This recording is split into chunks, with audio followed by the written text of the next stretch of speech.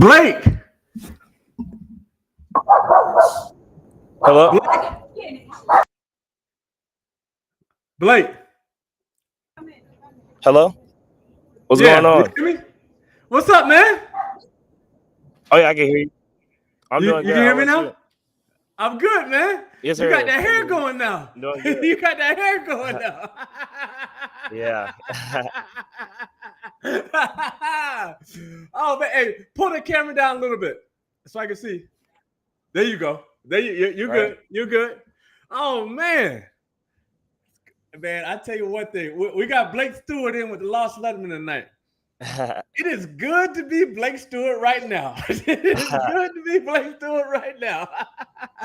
Man, thanks for joining, man. I probably haven't seen you in about probably 4 or 5 years. You had that low haircut back then. You definitely weren't rocking like you rocking now, but man, it is good to be Blake Stewart, man. But thanks so much for joining us, man. We want to get into your journey a little bit and obviously talk about your family and all that, but man, most importantly, we want to celebrate your success thus far, and you got a bright future. But also celebrate, man, what you've already done. So, man, kudos to you, kudos to the fam. So, Blake Stewart, man, where did it all start for you in terms of football? Because I know, if I'm not mistaken, you didn't play football when you were growing up. So, talk a little bit about the sports that you played.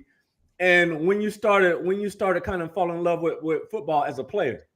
Yeah, so I really didn't start off playing football as much. I started off playing tackle football, but I ain't like the contact and all the yelling and screaming. So I kind of quit. So I started playing lacrosse, basketball, and baseball, and I just stuck to those three. But 6th grade, I was watching like the school I was going to play football and looked kind of fun, kind of wanted to join. So I had to like kind of reconvince my dad, since I had already quit. He was like, "You quit already, you can't really play." So I convinced him, and I came out 7th grade year at Landmark, and then I knew I was something probably 8th grade where I could really do something with it, because I was making plays all the time and kind of started getting like camp invites and stuff like that. So yeah, and now I'm here. So yeah. Do you realize how wild that is? Like most cats, and I hate to get into stars, and we'll kind of get into that, the 3 stars, 4 stars, 5 stars. Because as you know, once you sign, it don't matter what kind of star. You got a ball. Yeah. You got a ball. It just is what it is. So, but with that being said, so you really didn't start playing football at all until your 7th or 8th grade year? Yeah, kind of. I kind of played flag football, but it wasn't that serious, really. It was just kind of just to go out there and kind of just have fun a little bit. Now, with that being said, I know that it's Landmark, right? You were at Landmark? Yeah, yes, sir. Which is a private school. Talk a little bit about the competition that you had, especially there in your freshman year and sophomore years at Landmark. Mm-hmm. Actually, when did you? Just freshman year. Okay, your freshman year, because you sat out that year at Woodward. Yeah. So talk a little bit about your freshman year at Landmark and kind of what drove you maybe to make that decision and say, I have to be on a different stage. So I'll definitely say freshman year, I just wanted to play. I wanted to get on the field because I didn't really want to ride a bench or anything. So I worked all summer, and we are a small private school, but we played some pretty good teams, or teams that had good players on them, like St. Francis. They had maybe like 12 guys playing like D1 right now. So it was definitely good competition, and we had a good squad ourselves. But yeah, and the reason why I wanted to transfer is because I want to take it to the next level, like be around better players that's playing D1 and like better competition really, and show myself on the map. So yeah. Now that's crazy because obviously I didn't know you, yeah. And you were really quiet from what I remember. But obviously I didn't know you. But with that being said, I know a dog looks like. I could tell a dog in a minute. So with that being said, and you knew when you were at Landmark that you wanted to take it to a different level, and you knew Woodward, man, with just the amount of NFL players who go there, not just. Yeah. So you knew it was a different level of competition. And you sat out that first year. So how did it, or you had to sit out that first year? Mm-hmm. What was your mindset when you went from Landmark to Woodward in terms of your confidence? Because a lot of people talk about their confidence, but it's a different thing when you actually see a different level athlete. Talk a little bit about your mindset and how you may have had to change your mindset, or what your mindset was when you made that transition from Landmark to Woodward. Yeah, so my mindset has always been just be a dog, be the best player on the field. Really. So, I love it. I wouldn't really say that. But definitely transferring over and just seeing all the like highly talented guys. Like I've never been around that or really seen that really. And being able to like see them practice and going against them made me a better player and boost more confidence. And like I can really hang with these guys really. So yeah, it made me feel like not left out. So yeah. So if I'm reading between the lines, you were already ready for the stage. You just needed the stage. You just needed a stage. Yeah. So with that being said, and we're gonna go into your junior year in a second, but before your junior year, you must have started getting some buzz from colleges your sophomore year. Was that just because of camps, or how did you start getting that buzz going your sophomore year to kind of go into your junior year? Really, Coach Davis at Woodward, he got all the connections, and he knows someone good that can play at the next level. And he know the coaches won't really lie to him when he says he got somebody coming up. He actually means it. And also, my freshman year, I did good freshman year, but they said I wasn't really playing against anybody or anything. Right. But once Coach Davis threw his like word in and said I can actually ball and stuff like that, and then they came to some of the practices as well during the season, so they kind of saw me in person. So yeah. Not to go back, but I know the culture. Yeah. Not to go back in time, but I know the culture. We're talking about your sophomore year, and we'll get to your junior year when you guys did your thing. In your sophomore year, Woodward actually went to the state championship, if I'm not mistaken, in the Benz. But with that being said, I know you're at Landmark, and you're probably doing work at Landmark as a freshman. Yeah. But you know cats who are on that level, like, man, he over there at a private school. He ain't not playing against anybody. Did that well, you probably were, but you kind of know the culture.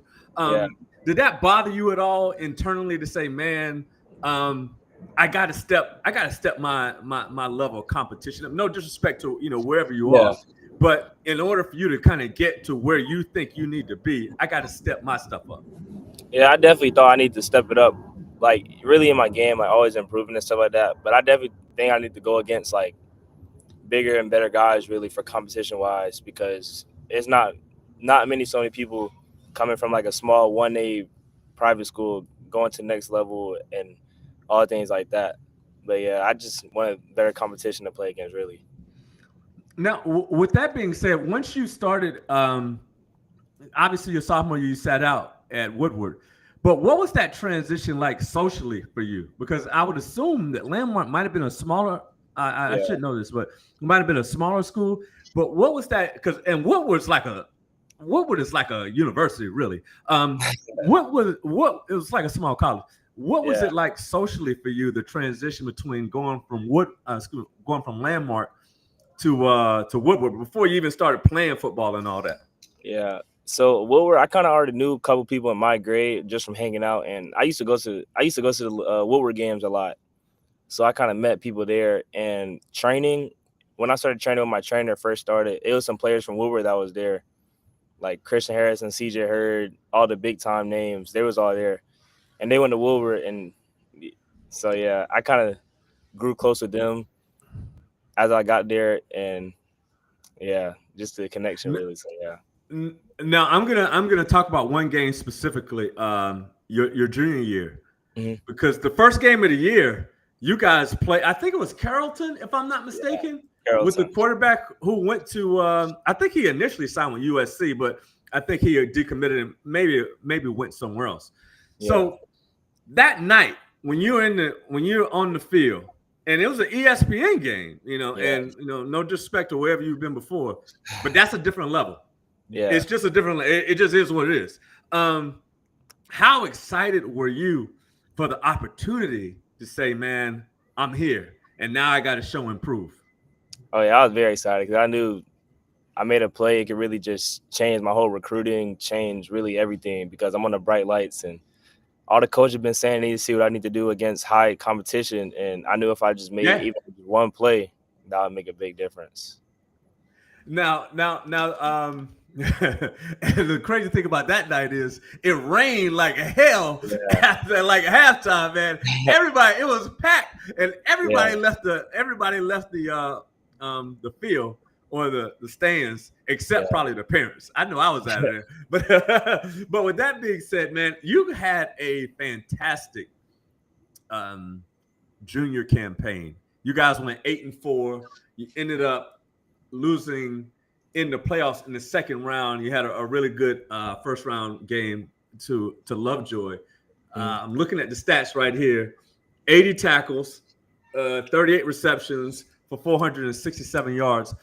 And I actually saw you play at Decatur as well, and you were a dog on both sides of the football field.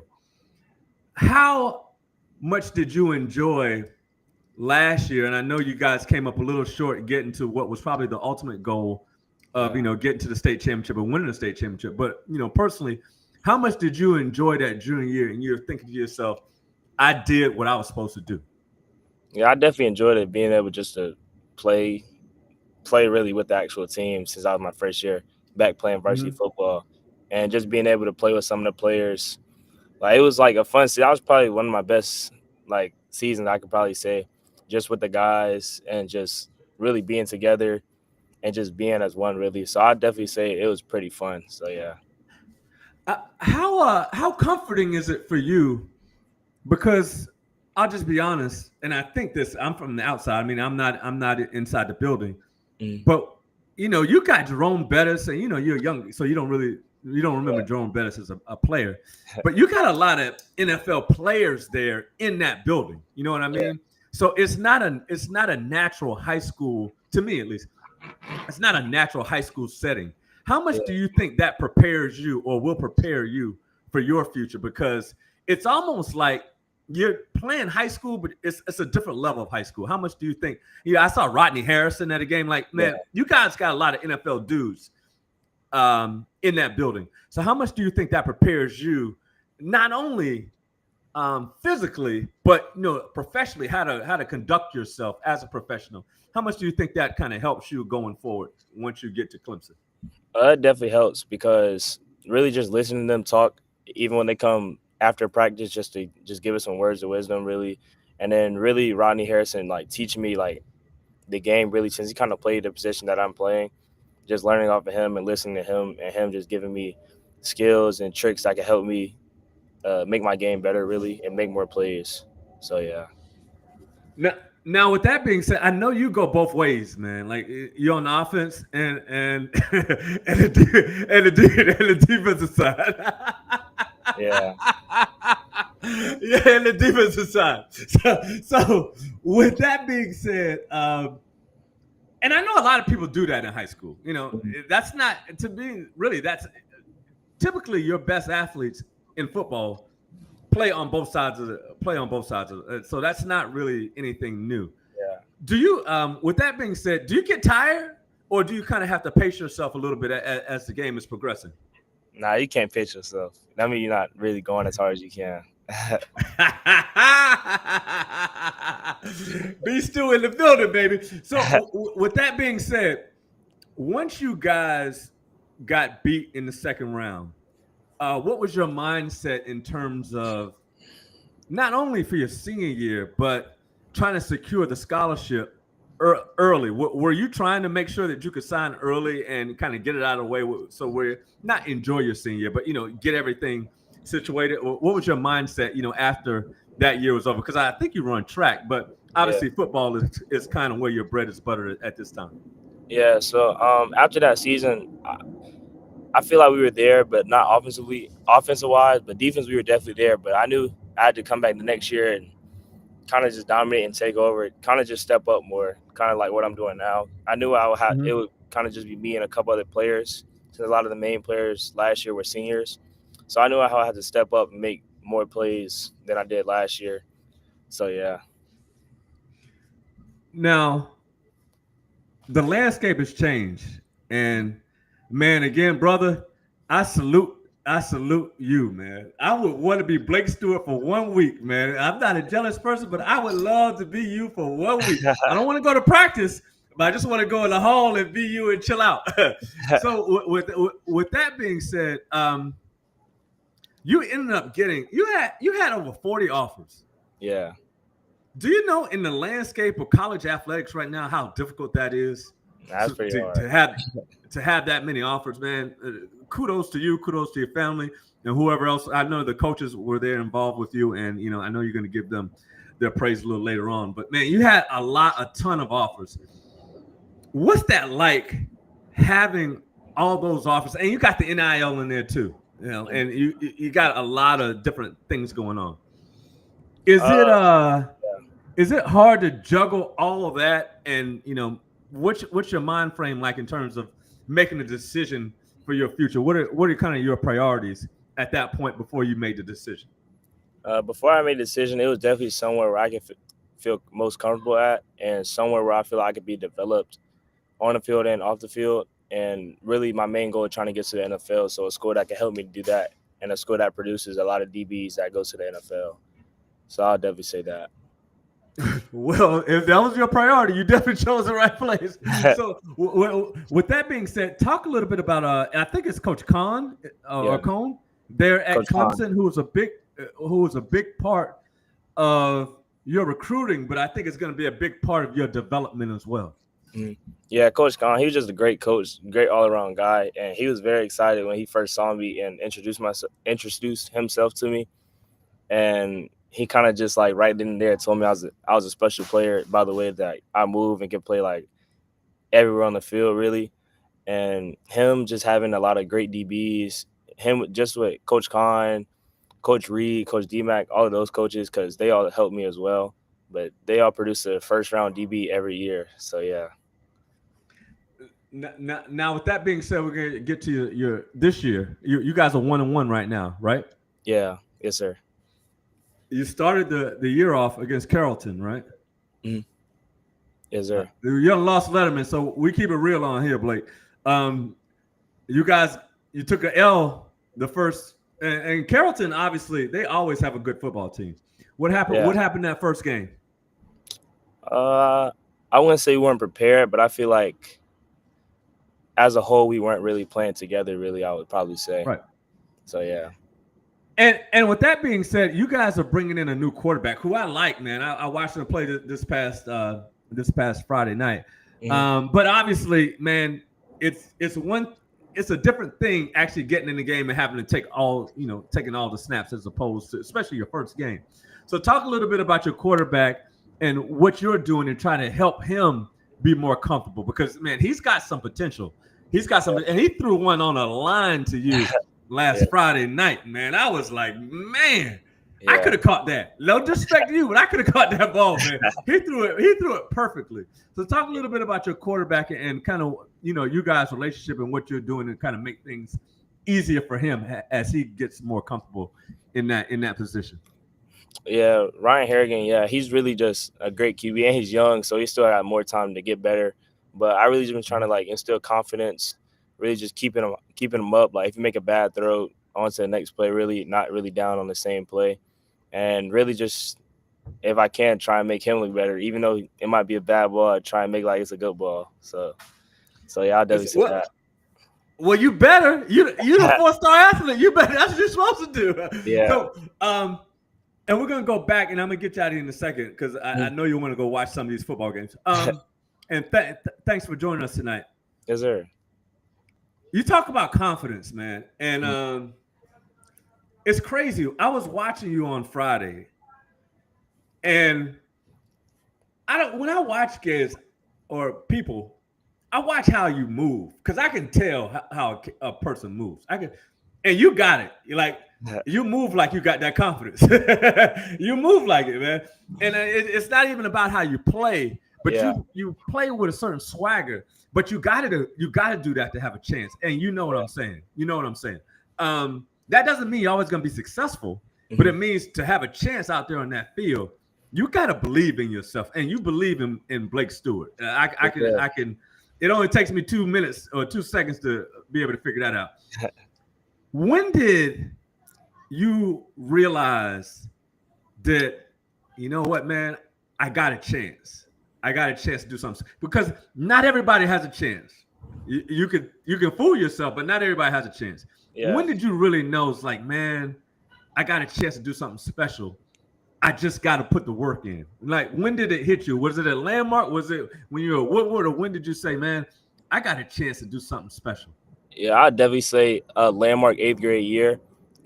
Really coming off of that season, because we played pretty good. I think we almost won the championship, but we lost.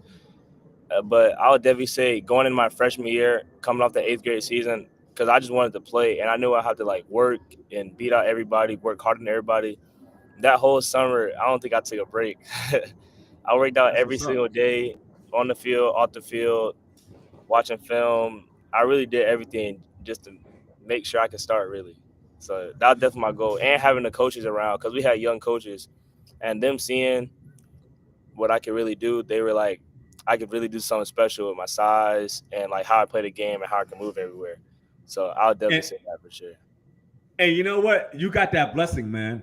Yes, size. You know, some people you got, and the blessing is you got size early. Like some people get their size late. You got your size early, which is a fantastic blessing. Well, and we're gonna get to. I don't want to skip over. You know, obviously, I probably know what your goals are for the rest of the year. You want a state championship and all that kind of thing. But we're gonna kind of get to. You ended up signing with Clemson, right? And man, God bless you. Some of these schools that you had an opportunity to go to, and people would cut their arms off to get a scholarship to hit Vanderbilt, Miami. Oh my God, Michigan.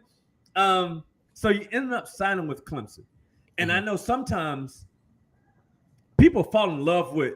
They fall in love with sending the tweet. They fall in love with saying I signed. They fall in love with saying, you know, I'm going to Clemson, and I don't think that's where you are. Because I think you understand that that's a part. Yeah. That's not the end. You know what I'm saying? And some people with so much, noise going on, they think that's the end.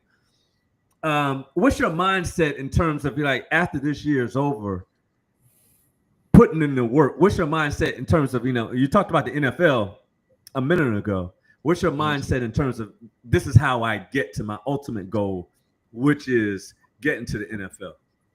I'd definitely say just locking in. As soon as the season's over with, because I'm early enrolling to college, I'd say locking in right then there. Just putting in work on the field and definitely in the weight room, I would say. Try and get bigger, faster, stronger, and smarter, really. On the field and off the field, knowing the game more, that's going to help me out. And then working my technique every day and getting in the weight room, that's going to also help me, and getting with the coaches. And you got to know the playbook. So, yeah, get on the field. Well, I'm just gonna be honest with you, Blake, and that's fantastic. We're gonna talk a little bit about your parents, and I know they've done a fantastic job with you. But sometimes, we talk to a lot of high school kids, and sometimes people say, coaches say people say he comes from a good family. Yeah. And you know what? Sometimes don't even like to hear that. Because I want cats who don't come from a good family, who don't have any other choice. Yeah. But they don't have a plan B. And that's the one thing I love about you is you still got that mentality. Even though you do, I mean, obviously, and we're going to talk about your mom and your dad and how much they've leaned into you, but you still got that mentality, man. And that's a blessing to be able to have that dog mentality. But before we talk about your mentality, talk a little bit about your parents and how much you appreciate, what they brought to the table. And I know they've been everywhere and they're always supporting you. One thing, you never sit next to Blake Stewart's mother at a football game. Your ears are going to be ringing all day from that jug. But with that being said, talk a little bit about how much and not just your mommy and dad, but you got a wide support system. Yeah. But obviously your mom and dad and your sister are a big part of that, or the focal part of that. Talk a little bit about, how much they meant to you in your maturation.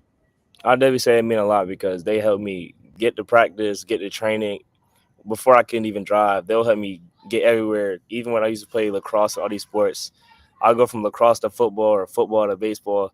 They'll just make sure I'm there. My dad, he always makes sure that I'm healthy, staying on task. With my schoolwork, my mom helped me with my schoolwork, making sure I get it done because you got to have grades before you can do anything. And then, I really just having the resources at home that a lot of kids don't really have. But I'm definitely grateful for that. And also my sister just being at every game supportive, not really missing games really. So I'm definitely happy for that.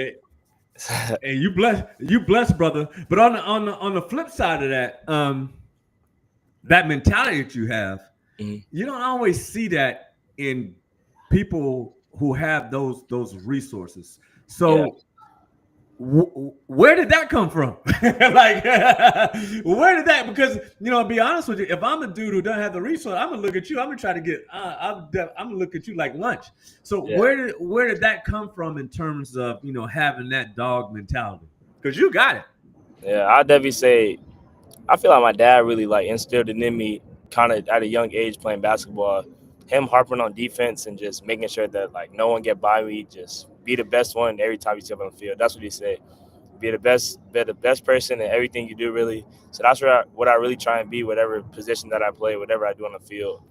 And and I also, even with the offers and the stars, people always try to come for your back because they mad they don't have it and they try to get right here. So you got to maintain it. And it's people ranked above me, so I'm definitely still trying to climb the rankings and stuff like that, even though that don't really matter. But probably made me feel good. Yeah, sometimes those stars are for parents. Those stars are for parents. Those stars put a X on your back for most people. But with that being said, you got to the right place. The last question for you, Blake. I got to be up right now, so I got to tell you one thing, man. Enjoy your run, man, because you are on a serious run.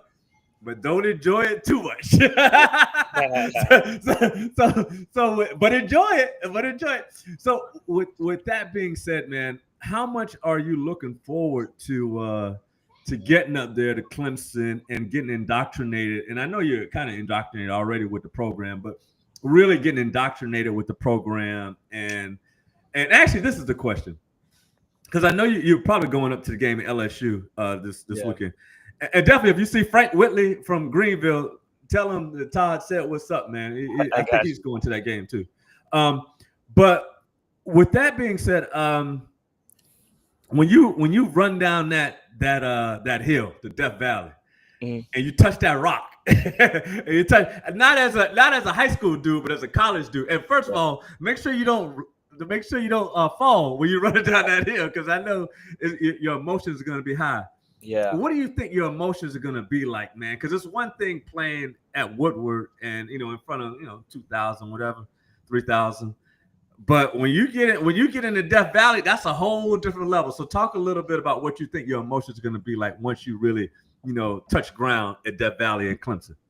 Yeah, I'd definitely say as soon as I touch the ground, I just really just look around, see how grateful I am, because people don't really get that get there really. So, and then for the first game, I'll probably be on top of the hill, just really looking around, just thinking about everything that I've done to get here, but really just telling myself that the job really not finished, and I got to go out there and dominate every time to get where I actually want to go, the end goal. So yeah, man, and that's beautiful. It's a beautiful story, and we're definitely happy to see it thus far. But man, you got so much more to go, man. And much respect to you and the rest of your family for you guys getting to this part. And obviously, again, there's so much more to go. And thank you for joining the Lost Letter. Anybody you want to give shout outs to before we get out of here tonight? First, thank my Lord and Savior Jesus Christ, because without him, wouldn't be nothing. And then I want to thank all my family members, Coach Davis, Coach TJ, all my trainers, Coach Rice, C3 at Landmark, Coach Jason, really just all the coaches, everybody that didn't help me, Coach Jay, get to this point. So yeah, that's what's up, man. B. Stu, man, Blake Stewart. Man, number one for Woodward, one of the coolest, most hard-hitting dudes you ever want to see at Woodward, and we'll catch that thing as well. But man, much respect to you, Blake. And again, this is only the beginning, man. You got so much more to go, and we're so proud of you. And I know there are a lot of people here behind you who are proud of not only. I know we talked a lot about football and some lacrosse, but I think what most people are proud of with you is the way you did it, man. And you always, you represent yourself in a very classy way, but you also know when you get on that field, it's about business, man. So much respect to you. Yes, sir.